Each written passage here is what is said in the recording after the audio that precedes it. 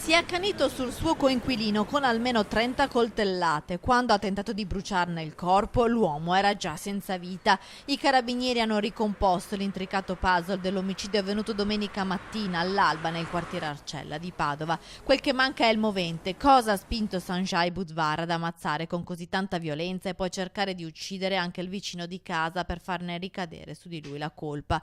Un piano progettato da tempo oppure un'azione frutto di un raptus? Sono questi i tasselli mancanti della vicenda. La convivenza tra i due durava da una decina di giorni. Pare che Budvar avesse accettato di subaffittare una stanza al connazionale perché aveva bisogno di soldi. Da qualche tempo infatti sembra non pagasse il mutuo di quel mini appartamento ed era intenzionato a venderlo. Qualche condomino racconta di liti tra i due. Forse questo l'ha portato all'esasperazione. Intanto nelle prossime ore verrà effettuata l'autopsia sul corpo di Oshnar Singh. Il coltello da cucina sequestrato nell'appartamento di Budvar è già stato consegnato al RIS di Parma per l'esame delle tracce ematiche. Non vi è infatti la certezza che sia quella l'arma utilizzata dall'assassino.